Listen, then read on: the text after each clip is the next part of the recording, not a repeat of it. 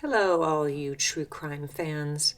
I'm Carrie Drobin, and welcome to Crime Stands Still Deep Cuts, where everyone has a story, but not everyone has a voice. It's January 15th, 1947, Los Angeles. Betty Bersinger was walking down Norton Avenue with her 3-year-old daughter when she saw it, something pale, lying in the grass near the sidewalk. At first, she thought it was a discarded mannequin. But as she got closer, a terrible chill passed through her. When she realized it was a woman's body, bisected at the waist, her arms were carefully posed above her head, her face had been mutilated, a deep, jagged smile cut from ear to ear. There was no blood at the scene, none. It was as if her body had been drained and washed clean. At first, the victim was listed as Jane Doe number 1, but within days the press would give her another name, the Black Dahlia. And her case would become the most notorious unsolved murder in American history. London has Jack the Ripper, New England has the Boston Strangler, Los Angeles has the Black Dahlia. Her murder has spawned countless books, documentaries, movies, even video games. Her name has become part of the American crime mythos, a symbol of old Hollywood's dark underbelly. There's Black Dahlia perfume, Black Dahlia lingerie, Black Dahlia t-shirts. At the Biltmore Hotel, where she was last seen alive, the bar serves a cocktail named after her. There's even a Michigan death metal band called the Black Dahlia Murder. The victim was last seen sitting on a couch in the elegant hotel's lobby with its Spanish and Italian Renaissance design, Moorish ceilings, lavish murals, wearing a black suit, sheer blouse, black suede high-heeled pumps, and jet black hair. The press crucified her. Hollywood commodified her, and the LAPD failed her. In fact, the Black Dahlia case remains open, actively assigned to LAPD Detective Mitzi Roberts since the lead investigator retired in 1960. And after all these years, she still gets about one call a week from people with theories, repressed memories, who tell her the killer was their dad or their uncle or their neighbor. The case has inspired an obsessive, almost cult-like following. Larry Harnish, one of the most knowledgeable Black Dahlia experts, thinks it's because it's unsolved, it's horrific, and it's classic noir. The woman's body was found in a vacant lot in South Los Angeles, surgically severed in two.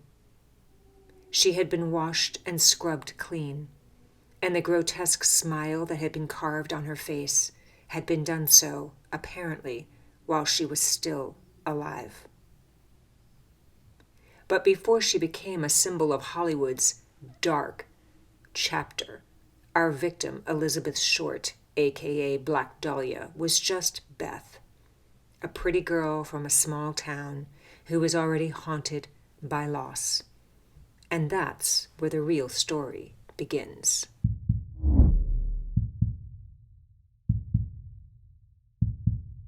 Beth grew up in Medford, Massachusetts, the third of 5 sisters. Her father built miniature golf courses until the Great Depression wiped him out. One day, when Beth was just 6 years old, he left his car parked near a bridge, and the family believed he'd jumped.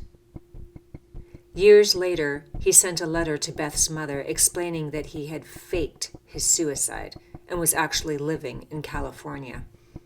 He promised to come home, but her mother was done. Beth, too, would later leave Massachusetts for California, chasing a different kind of life. The prettiest of her sisters, people said that Beth was magnetic. You couldn't help but notice her, but there was also something sad about her. Beth had asthma, which made the brutal Boston winters unbearable, so during the war, she headed south first to Florida to escape the cold, and that's where she met Major Matt Gordon Jr., a P-51 pilot stationed in the Burmese theater.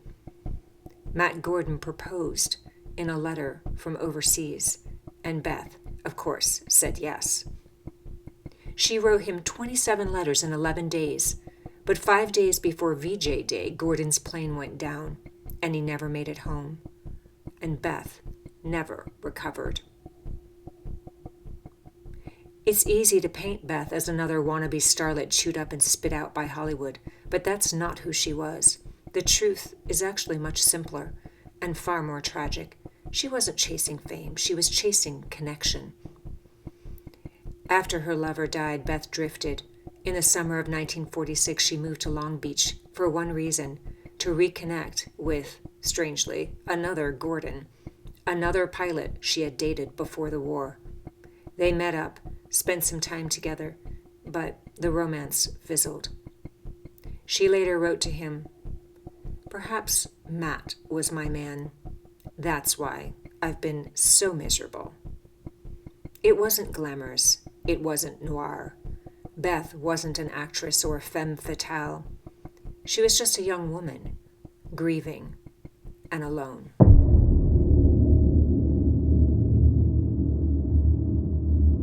But that story wasn't sensational enough. So Jack Webb, in his book The Badge, published over a decade after the murder, told a different story about the mother who found Elizabeth Short's body. But it wasn't true. That mother, Bersinger, was interviewed decades later by another author, sleuth, Harnish. Here's the real story. She said she had been pushing her 3-year-old daughter in a tailor-taught stroller. Not just any stroller, but a tailor-taught, which was popular in the 1940s and designed to transition from a stroller to a walker. She was transporting her tot to a repair shop to pick up her husband's shoes. She and her husband had recently bought their home for $11,000 in an expensive neighborhood full of newly married couples and young families. She was walking along Norton Avenue, carefully navigating around the broken glass that littered the sidewalk. And that's when she saw it, the very dead white body. The victim was face up, her gray-blue eyes startled open, fixed on the sky. She had been posed, with her elbows bent at right angles, her hands above her head, her legs spread apart. The chunk of flesh that had been sliced from her thigh was later discovered to have been a rose tattoo. The press descended like vultures, labeling her promiscuous, a liar, a grifter. But the truth is, Beth's life was already fiction before the press got their hands on it. She claimed she was an actress, but never went to an audition. She claimed to be a war widow, but never married. She claimed she had a baby who died, but never had a child. In fact, she borrowed pieces from other people's lives to survive. And then, someone took her life. But the real Beth wasn't just murdered. She was erased.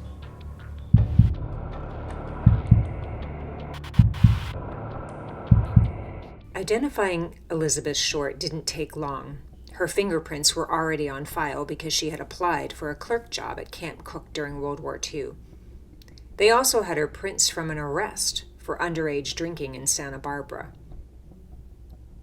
A reporter from the Examiner, Wayne Sutton, used a particularly heartless tactic to gather information about her.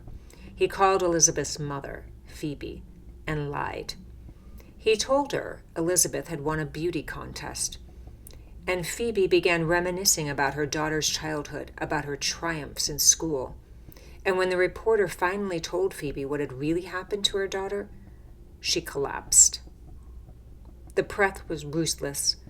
Reporters beat detectives to several key locations, including a bus station where Elizabeth Short had checked her belongings before her death. The newspaper, The Examiner, informed the LAPD that they would hand over the luggage, but only if detectives opened it at the Examiner's offices. The cops, left with no alternatives, reluctantly agreed, and inside the luggage were photos of Elizabeth, letters from boyfriends, and personal items. The newspaper printed it all. Reporters and detectives raced to track down the boyfriends identified in the letters, and during World War II, crime surged in LA and generated such interest that the Examiner ran a daily tally on the front page. On the day Elizabeth Short's body was discovered, the paper reported 2 murders, 13 robberies, and 47 burglaries. Then, 10 days after Elizabeth Short's murder, the killer himself reached out. An envelope arrived at the newspaper, the Examiner, addressed in letters cut from a page of movie ads. The message read in all caps and bold, "Heaven is here." Inside were Short's birth certificate, social security card, and personal papers, even an address book with 75 male names. Police had to follow up on every single one of them. Nothing. And the envelope itself, brushed with gasoline to eliminate fingerprints. Other letters from anonymous senders who claimed to be the killer were delivered to the LAPD and the newspapers, but they were never authenticated. Detectives were inundated with false confessions and false accusations. A former member of the Women's Army Corps claimed that Elizabeth Short stole her man, so she killed her and cut her up.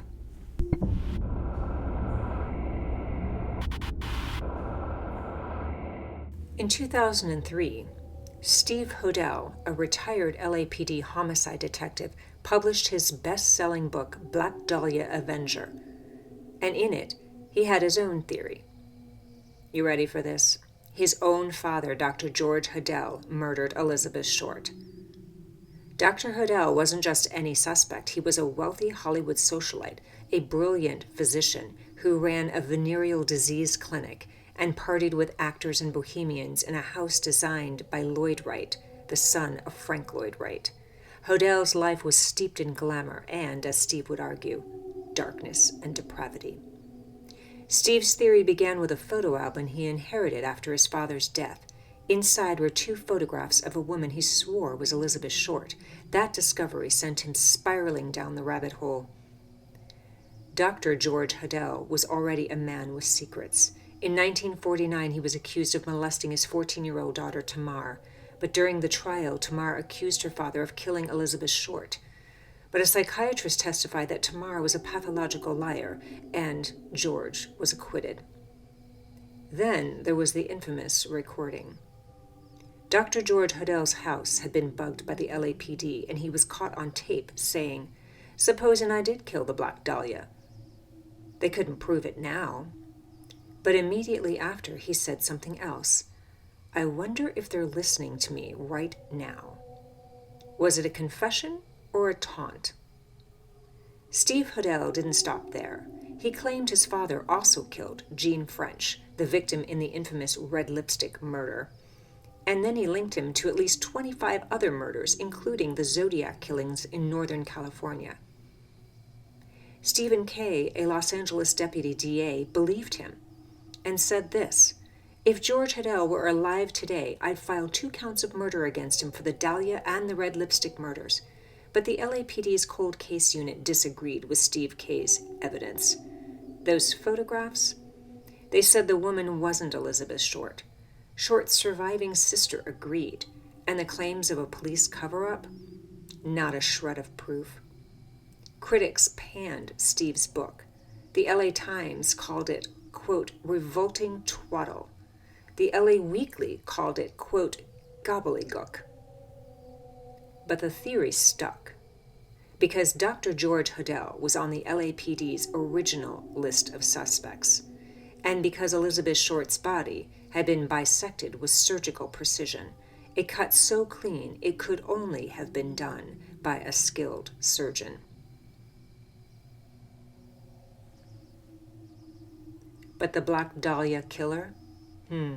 It's never been proven. No confession, no DNA, no hard evidence whatsoever. And in the end, Hodel's theory became less about Elizabeth Short and more about Steve Hodell's own complicated relationship with his father. He said, "I spent my entire career hunting men like my father, and I miss the one in front of me." 78 years have passed since Elizabeth Short was found mutilated in a vacant lot.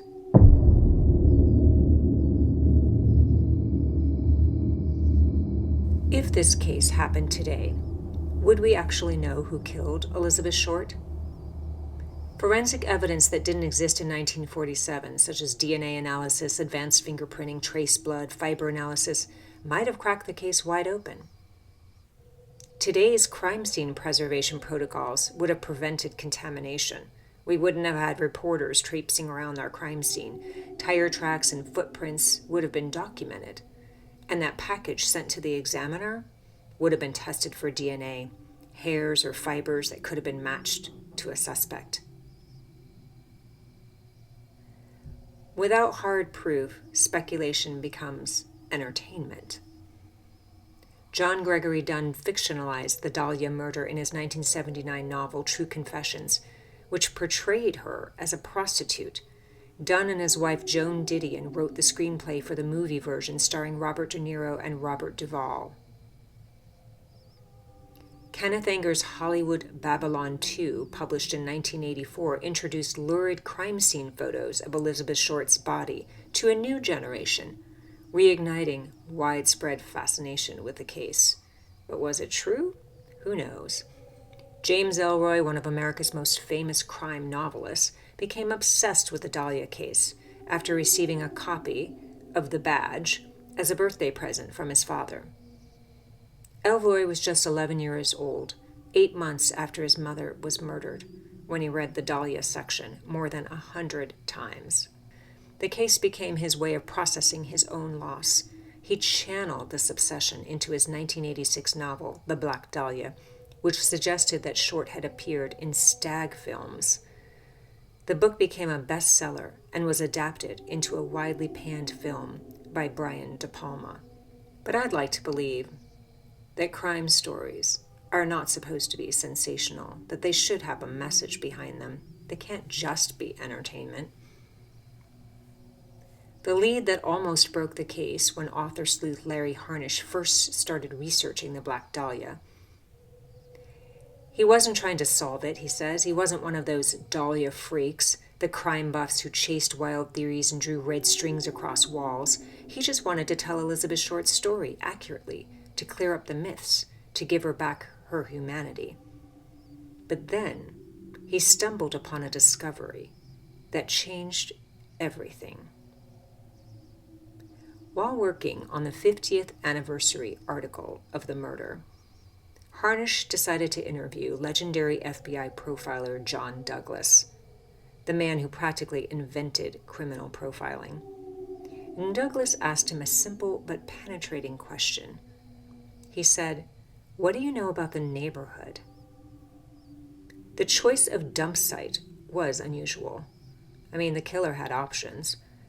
In half an hour, he could have driven to the beach or the mountains. He could have driven out to the desert, but instead, he left the body in a busy residential neighborhood where he could have been seen and caught. So did he mean to shock and horrify by posing Short's body, or send a message that she was a slut and disposable? More importantly, the choice of location suggested that the killer had some connection to the neighborhood. Maybe he lived nearby. Maybe he knew someone there. Suddenly the case shifted from a Hollywood noir to a local story about the neighborhood surrounding Norton Avenue. Was there a connection between the killer and the crime scene? The area where Short's body was found had once been part of a Spanish land grant, which was later subdivided into neighborhoods. The specific area where Short's body was found had been developed by Walter H. Leimert, a major figure in Los Angeles real estate. Leimert Park, now a historically black neighborhood, still bears his name.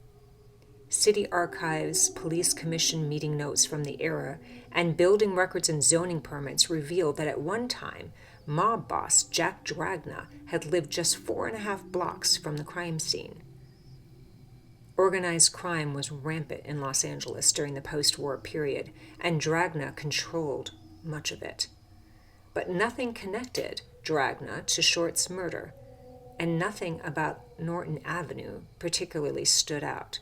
So once again, the trail went cold, until Harnish discovered something else.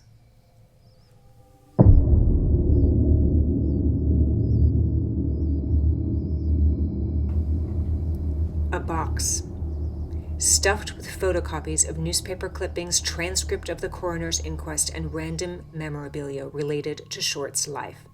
Most of it was junk. But inside was a dim, smudged photocopy of a marriage certificate belonging to Elizabeth Short's oldest sister, Virginia. It had been copied so many times that some of the details were hard to read. The witnesses addressed looked like it might say Norton Avenue, but the copy was too blurry. The original was on file in Sacramento. And once a certified copy was received, when it arrived, it listed the address as 3959 Norton Avenue, a block from where Short's body was found. It was a new connection, a connection no one had seen before. It meant that someone close to Short, her sister's friend, a family contact, had lived practically across the street from the crime scene. Suddenly, the case wasn't so random anymore. The witness was listed as Barbara Lindgren.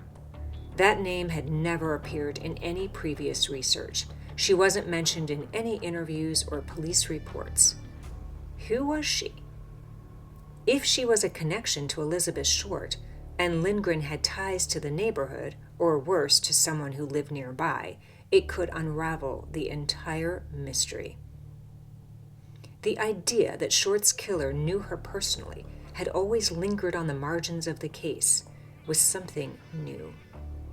The crime had been too intimate, too carefully posed, too precise to be the work of a random thrill killer.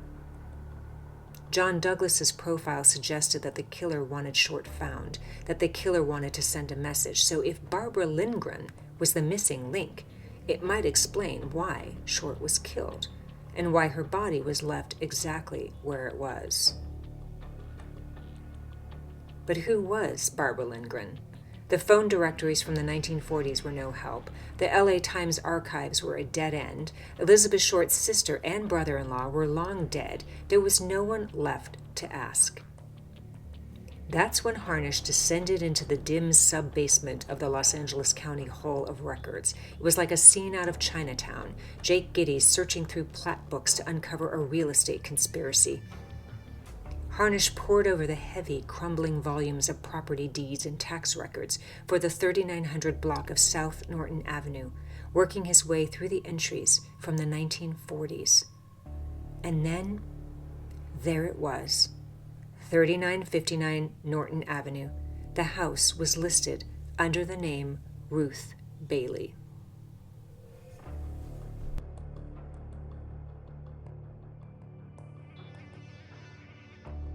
Ruth Bailey had been married to Dr. Walter Bailey, a prominent Los Angeles surgeon with a direct connection to Norton Avenue and to Elizabeth Short's family. Bingo! Barbara Lindgren, the witness listed on the marriage certificate, was Ruth Bailey's daughter, which meant that Bailey's wife and Elizabeth Short's sister were socially connected. It couldn't be a coincidence. But why would Walter Bailey murder Elizabeth Short? And who was Dr. Walter Bailey? He'd been one of the most respected doctors in Los Angeles. He'd studied medicine at USC and completed his residency at Los Angeles County Hospital. And during World War I, he had served as a surgeon in France. After the war, he opened a private practice in downtown LA, where he specialized in performing hysterectomies and mastectomies. His office was only a few blocks from the Biltmore Hotel, the last place Elizabeth Short was seen alive. But there's more. Bailey had left his wife Ruth and his family in 1946, the year before Short was murdered, for a younger female physician named Dr. Alexandra Partika. According to court records, Bailey had rewritten his will before his death, disinheriting Ruth at Partika's insistence.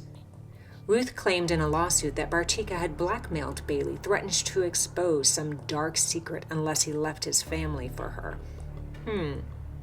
A copy of Bailey's contested will listed the contents of his office, down to the serial numbers of his typewriters and the names of his creditors, but it also included something chilling: a collection of surgical films. Bailey and Partika used to eat dinner together in his office while watching surgery films. I mean, that's off the charts weird, right? Retired doctors who had worked with Bailey all agreed that toward the end of his life, Bailey had changed. His colleagues and relatives were disturbed by his personality shift. He became angry, unpredictable, and volatile, paranoid about being exposed. Exposed for what, though? Bailey's death certificate revealed something even more intriguing. One of the listed causes of death was encephalomalacia, a structural lesion in the brain, softening of brain tissue caused by trauma or illness. It turns out the location of the lesion and the cause, as well as when it occurred, could have a significant impact on behavior, including bizarre violence. Bizarre violence? A surgeon with a neurological impairment whose personality changed, living just blocks from the crime scene. That's not nothing. And according to experts, the Black Dahlia mutilation had all the hallmarks of a one-time killer. I think he did it, Harnish said years later.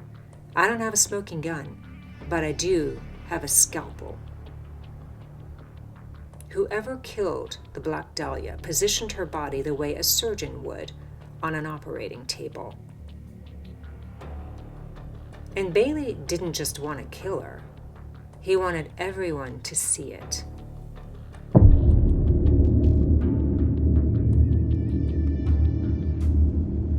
So, what was the trauma that led up to the murder, and how would Elizabeth have known Walter?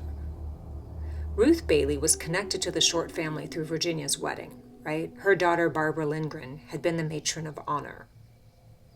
Maybe someone gives Elizabeth advice, says something like this: if you're ever in trouble, if you ever need help, call the Baileys. But if Elizabeth followed that advice, if she did call Walter Bailey while she was couch surfing at the Biltmore, could it have cost her her life? Here's a little known fact. Walter Bailey had a son. In 1920, Bailey's son was riding his bike when he saw his younger sister stepping off the sidewalk into traffic. He rode toward her to protect her and was hit by a truck. He died instantly. Dr. Bailey was devastated. The accident haunted him for the rest of his life.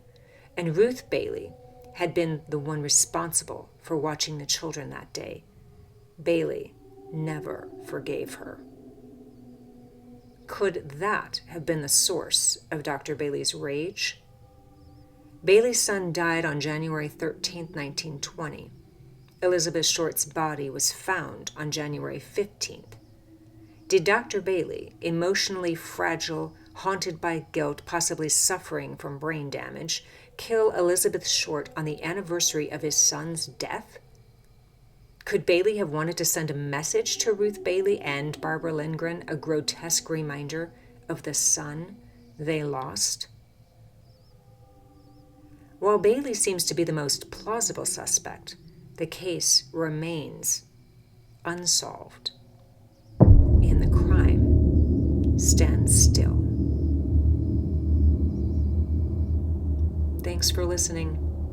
If you liked what you heard, please like, share, and subscribe to my channel. It helps me grow and bring you more cases like this Until then, stay tuned.